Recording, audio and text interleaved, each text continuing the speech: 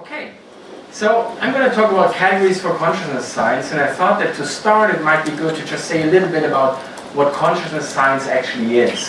Some of us work in it, others don't. So if you want to say it in a sentence, you'd say that consciousness science is really the exploration of how consciousness and the physical, in quotes, relate. And that exploration uses theoretical tools, philosophical tools, and most importantly, empirical tools. So it's about doing experiments. That's the sort of question that's being asked. And the major epistemic tool in that whole thing is what's called theories of consciousness, or synonymously models of consciousness. So what do these things do? Well, they're theoretical things of various sorts and forms, but they always establish a relation between a physical description of a system and a description of conscious experience. So we know what the sort of physical description are, usually like brain states would be a typical example, brain activity, processes in the brain. And then in most cases so far, in the last 30 years since that has started up, on the side of consciousness, we really often have 0, 1, has consciousness or doesn't, or sees the stimulus or doesn't see the stimulus consciously. But in recent times, there are more advanced methods coming up to represent conscious experience. I'm going to talk about these on one of the slides. And just a quick note, so the important piece here, really, the distinction here is epistemic. So nothing is being said about whether these two things are identical or not. They could be, they could also not be. But here the distinction is really just about two different ways of accessing something. On the one hand, the sort of sciencey, natural science way so far, which is just like brain states, brain scanners, so the whole thing we do in physics. And here just sort of maybe introspection or some sort of no report paradigm and no report paradigm. So epistemic means related to knowledge or information, related to accessing things, and ontological means is the opposite thing about reality. So we wonder about what is in reality, but we use these tools to actually do experiments and study it.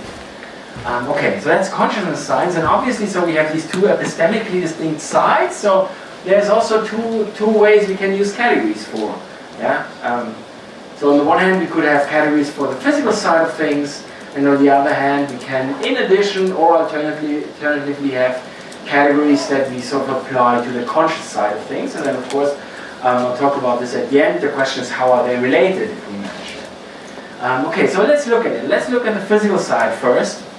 And on the physical side, the story is, I wouldn't say solved, but pretty much done.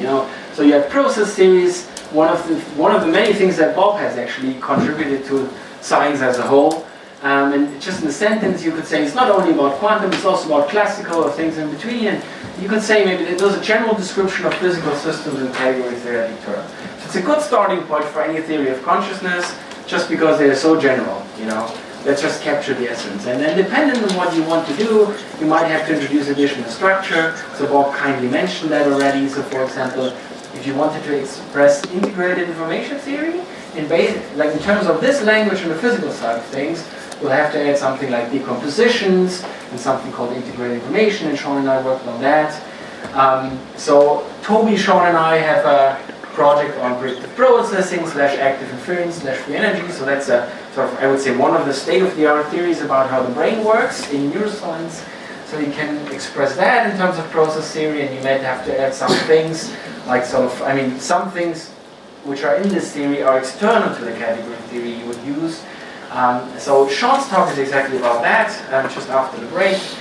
And then, so there's many other things. So for example, Camillo and Sean and I have a project called GMW. We haven't written anything up and nobody's talking about it. It's pretty, it's not so difficult as the other ones, but it's also very initial.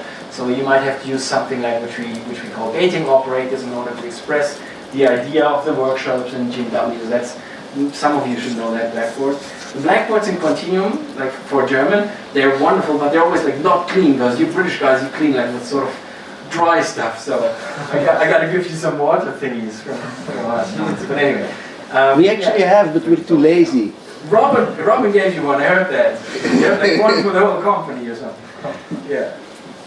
Anyway, so the message here is on the physical side, there's interesting questions, but there's not this completely, there's good stuff already, and we have to expand on that.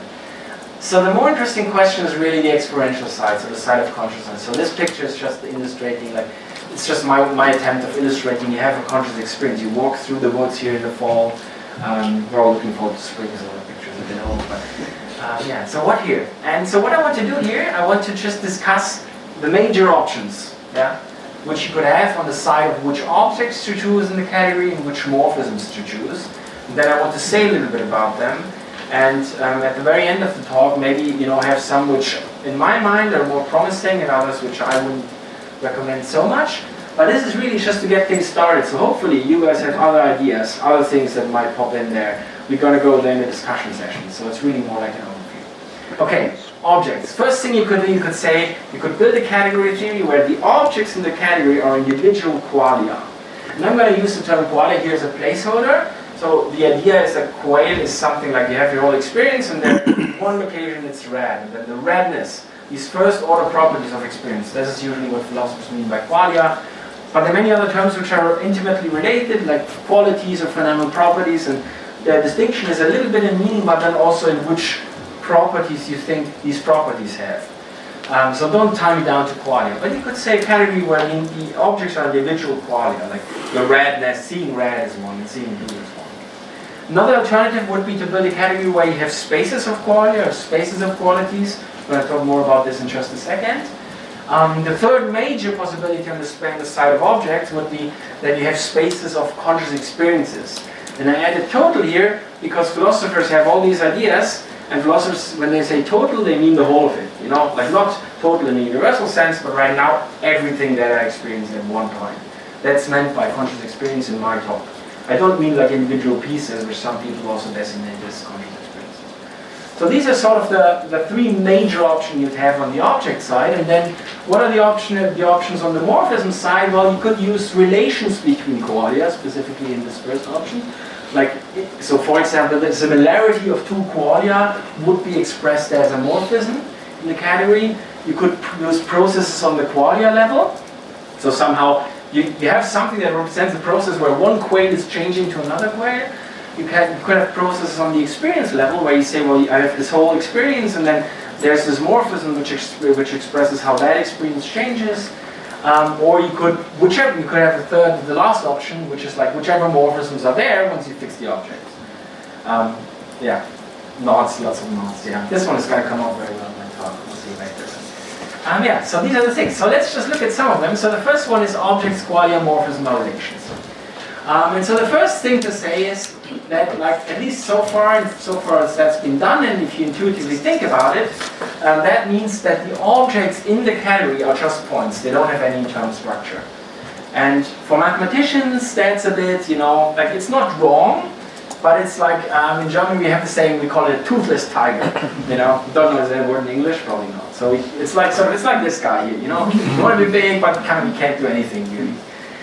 So it's a good thing to study things to start off, but eventually category theories made for objects being spaces. So that's one of the worries I have. But then also when the morphisms are relations, there are certain questions like why should the relations even be binary? So for example, similarity of colors is not a binary relation. It's at the very least a tertiary relation.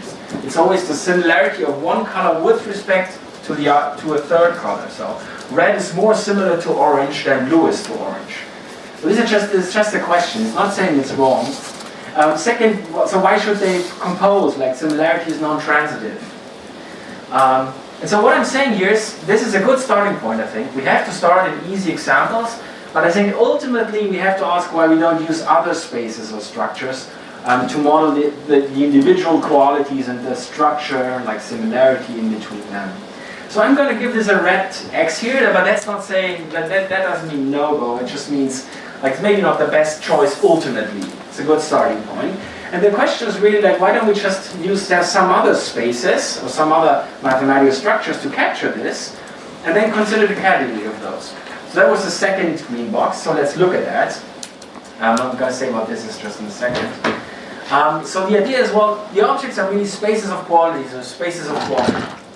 And so if we wanted to do something like this, we have to ask ourselves, okay, what are these spaces of qualities, So it's clear that the domains are, domains in the sense of mathematical structure, it's clear what the set is on which the space is built, those are qualia, qualities and so forth.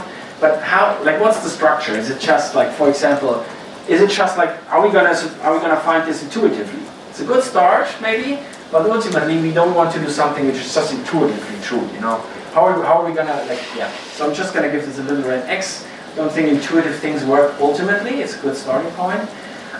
So what we need is really a principled methodology of how we're gonna tie some math to some experience, yeah, which has quality.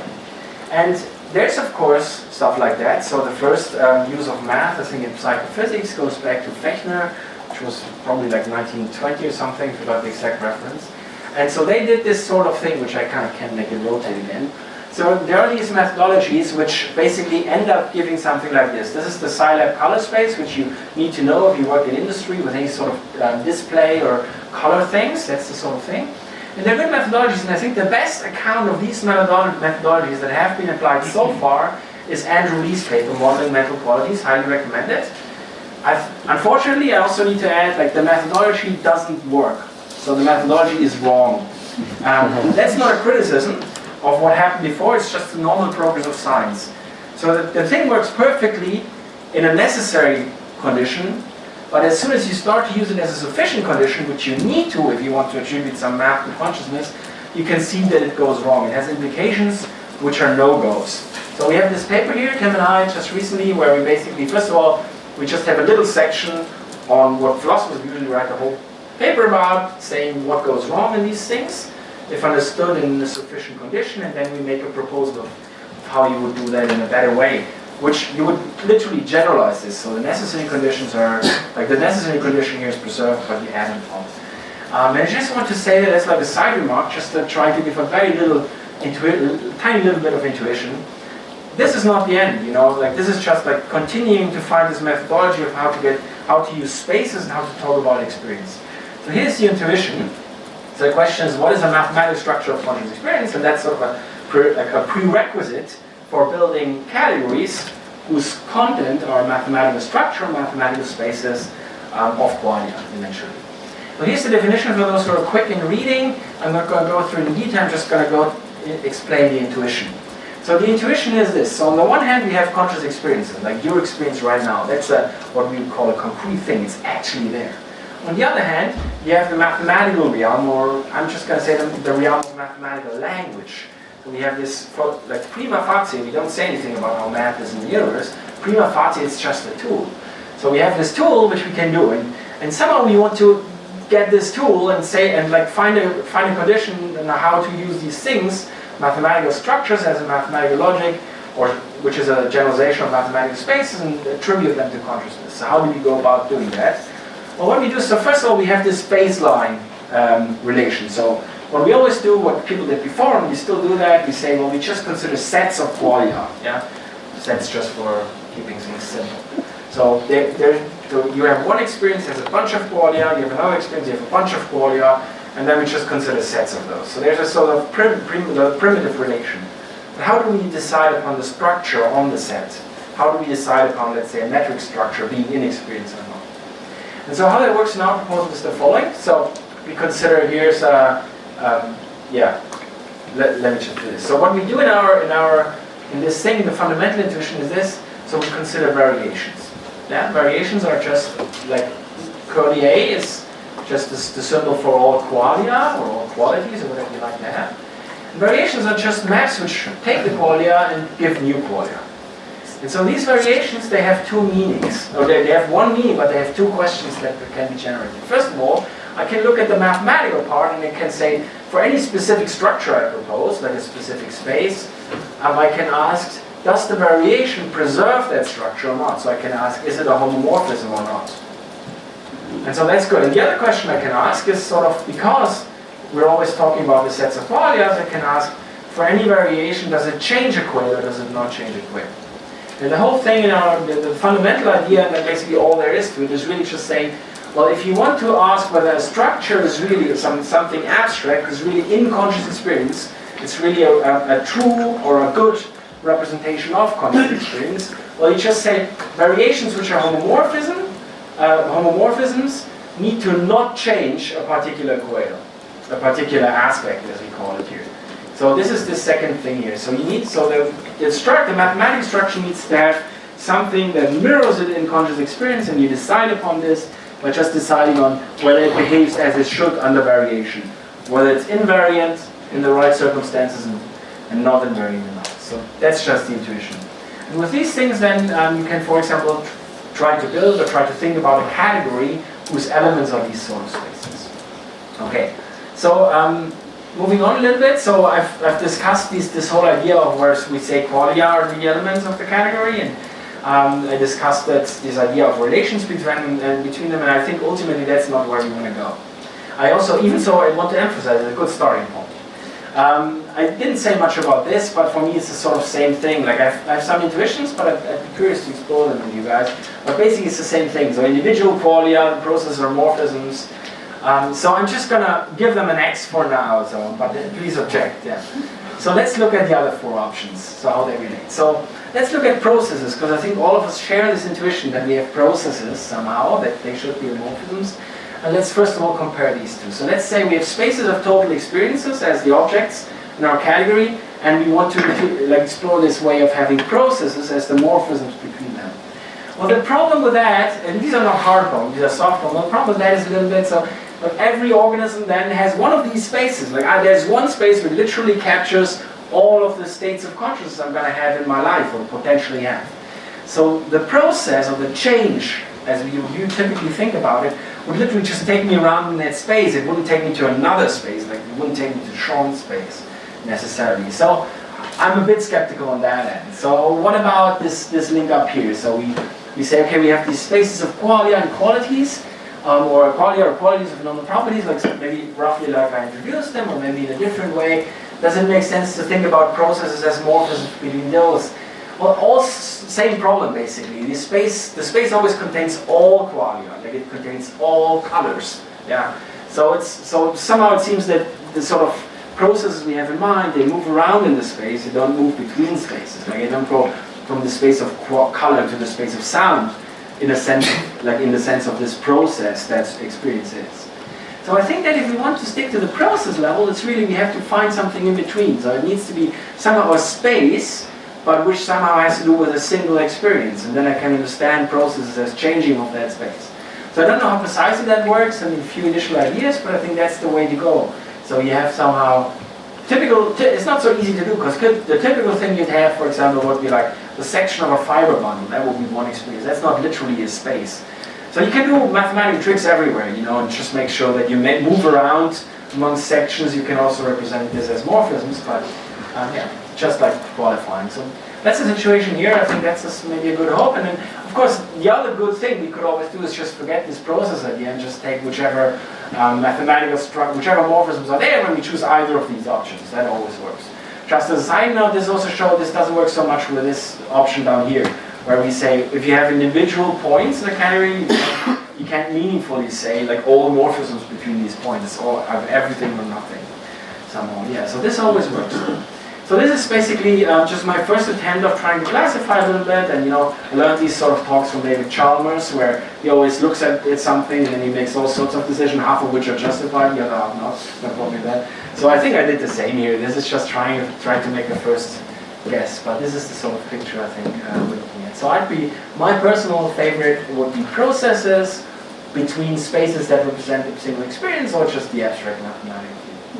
Okay, just before I close, I want to just discuss a little bit about what categories then actually do in consciousness science. So let's assume we actually introduced a good category for the physical side. We have that, or maybe like we found good categories of they're good proposals of they're ready, I should say, for the consciousness side. So what can we do with them? And well, the first thing we could do is we could sort of try to get better descriptions of conscious experiences, better tools to target conscious experience, and at very least two papers from Now and Hayato, who are both here, do exactly that. They're wonderful. So the one is called Relational Approach to Consciousness, Categories, Levels, and Conscious of Consciousness. The other one is called, there are more papers coming up, so I won't read all the titles. Using categories to assess the relationship between consciousness and integrated information theory. So I would put them in that can, maybe we would move them around. The second thing we could do, we could just try and do new and improved theories of consciousness, for example, in functorial form, or all other sorts of forms. And there's at the very least two papers that go into that. So there's a paper by Pavel Pökinen, who is basically building a model of consciousness inspired by category theory and a few other things. And there's a paper by Camillo and Harney, and this is the one with Ilias, which I personally would put in that form. So it's like a new theory of consciousness, which expresses some intuitions about consciousness. It does so in using these some of the nice properties of category theory. Is that the one where you apply sex? Is that X? There's always, I confuse the two. The other one's going to come up next. So the third thing we could do is we could try to express novel features of the relation between the physical and experiential sides. You know, category theory has certain features, allows us to do certain things, and also there I would put in one of the paper, the one with Camillo, Harney, and Bob would go in that bunch for me. So it's like not making a concrete model, but just thinking about things you could express by using category theory. And the final thing is really we can ask about novel experimental tool, and now's research is going a lot in that direction. And so here's another one with, oh no, sorry. Did I confuse it? Oh, no, it's right. Yeah, that's again now in Hayato. Yeah, perfect. Now the mathematics of the brain and category theory approach will be on the new course of consciousness. So this is really just saying, these are a lot, you know, we already have like quite a number of papers on what category theory can do in consciousness science. And we have a number of papers that explore the physical side and the experiential side. And so I'm really happy that we can run this workshop and happy to be here and happy to learn more. And the last thing I really just want to say is, and so apologies if I forgot any. I'm going to note further contributions, you know, and maybe there's just a whole lot more than we have already. But what I really want to say at the end is, so I think there's, like if you look at it from this meta perspective, I think there's like a genuine question, and the question is really like, maybe there's some sort of paradigm shift for consciousness science, which could come out of this, and mathematical approaches in general. By paradigm shift, I mean just better or different ways of measuring stuff, better or different ways of making theories, better or different ways to philosophize about this, and I think everywhere around the globe there are little things happen, and we don't know, maybe it'll die out, or maybe there's actually some concrete outcome. But for me the important thing is, like, if that's supposed to happen, we have to do what Bob sort of does with his group all the time. We have to really try to collaborate, you know, and try to really sort of learn from each other and make the best out of it as compared to competition, which is also often happening in science, unfortunately, too much. And yeah, that's my 2 cents on that whole topic, so thanks for your attention and look forward to questions.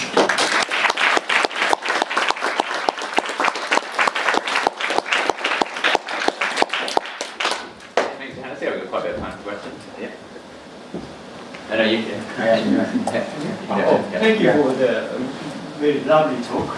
And I'm sure I have to say I have an objection. Yeah.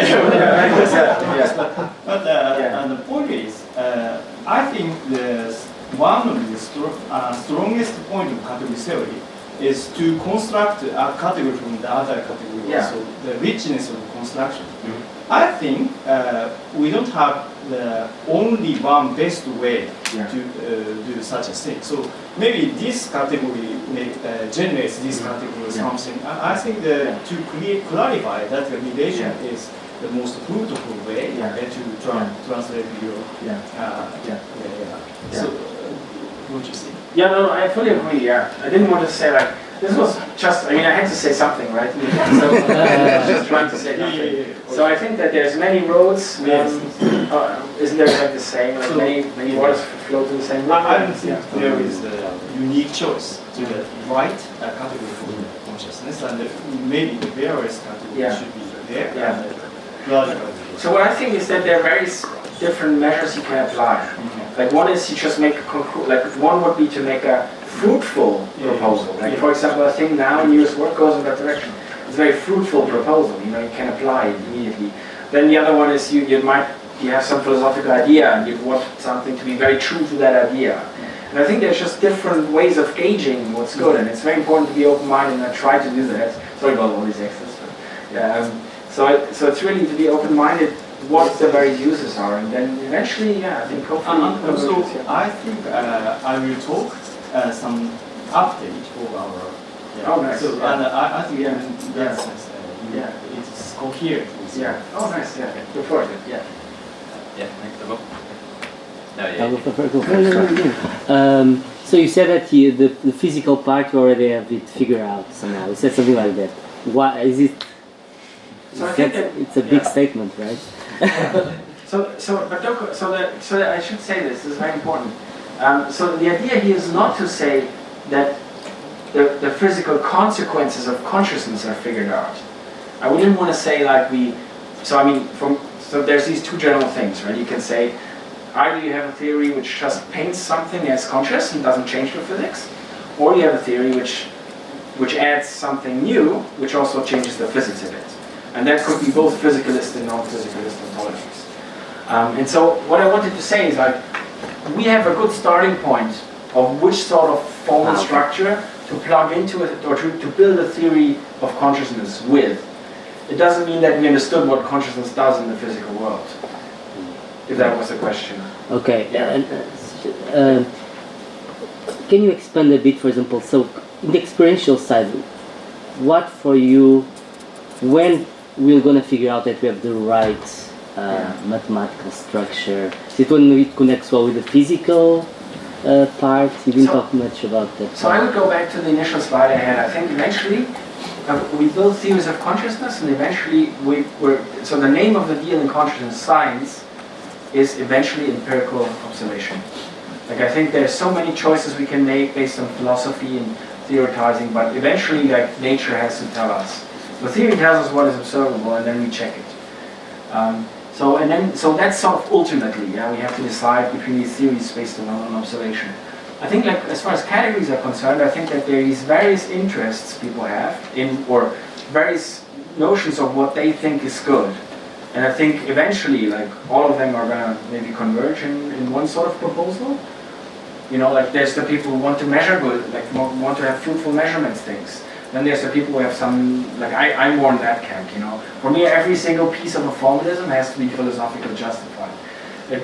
So, you know, then there's a bunch of other camps too. And eventually I think if we interact in a good way, we might come up with something we're all happy with. Epo? Yeah, I mean, I didn't understand your objection when you gave this example of a similarity that you need to relate three, because that's something that perfectly lives in a monoidal category, like in relations. You have formulated this in relations, you take a box with two inputs, one output, and a control. So it's actually a three input box, one output box. My spiders just live in categories of relations, and they relate multiple things together. So similarity actually lives there. It's a very natural place for it to live. Okay, so I gotta think about this. Let's start less. Let's cross less. So I have to think about that. That's a good objection. So the thing I thought about was really just if you'd say like I have a category whose morphisms. Yeah, in an ordered category you don't have morphism like one to one. It's really many to many. Yeah. Okay, cool. Yeah. Nice.